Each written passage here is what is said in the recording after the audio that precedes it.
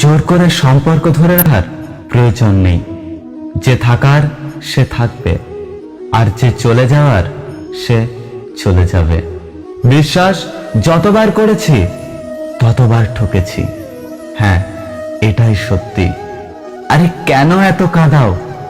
আমি তো একটু ভালো থাকার জন্য তোমাকে বেছে নিয়েছিলাম। কাউকে খুব বেশি আপন করতে নেই, কারণ আপন মানুষগুলোই ভালো জানে ঠিক কোথায় আঘাত করতে হয়। বইয়ের পাতা মানুষকে যা শিক্ষা দেয়, জীবনের পাতা তার চেয়ে অনেক বেশি শিখিয়ে দেয়। চলো মেনে নিলাম সব ভুল আমার, কিন্তু এক হাতে কি আর তালি বাজে? একটা সত্যি কথা কি জানো তো, রিলেশনের প্রথম দিকে মানুষ জীবনও দিতে পারে, কিন্তু একটু পুরানো হলেই সময়টাও দিতে পারে না। জীবনে কখনো সেই মানুষটাকে ছেড়ো না যে রাগ করার পরেও তোমার কাছে ফিরে আসে। জীবনে কখনো নিজের গুণের অহংকার করবে না, কারণ পাথর যখন জলে পড়ে তখন সে তার নিজের ওজনের জন্যই ডুবে যায়। তোকে একটা কথা বলি শোন, অবহেলা করিস না। যখন নিজেকে বদলে ফেলবো তখন আমার চেয়েও বেশি তুই কষ্ট পাবি। আরে আমি বদলে যাইনি, আগের মতোই আছি। পার্থক্য একটাই, আগে আমি অন্ধ ছিলাম আর এখন দেখতে শিখেছি।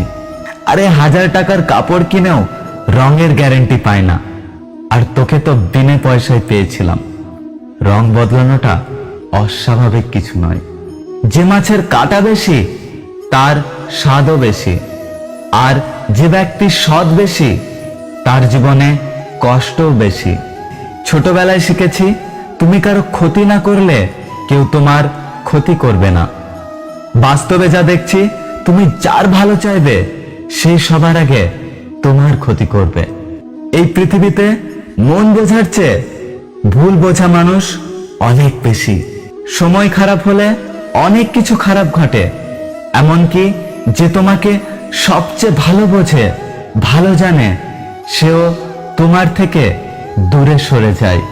কখনো কারো কষ্টকে ছোট করে দেখো না, কারণ যার কষ্ট তার কাছে অনেক বড়। কিছু এমন লোক আমাদের আশেপাশে থাকে যারা সামনে এক কথা বলে আর পেছনে অন্য কথা বলে। একটা সত্যি কথা কি জানো তো, মন থেকে চাওয়া জিনিসগুলোই মন খারাপের কারণ হয়ে দাঁড়ায়।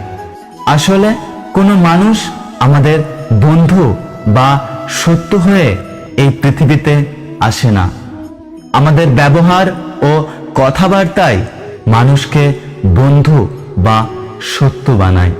সময় আর আপনজন যখন একসাথে আঘাত দেয় তখন মানুষ বাইরের থেকে নয়, ভেতর থেকে পাথর হয়ে যায়।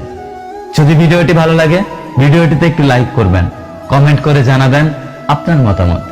দেখা হচ্ছে পরের ভিডিওতে, ততক্ষণ সুস্থ থাকুন। Good bye.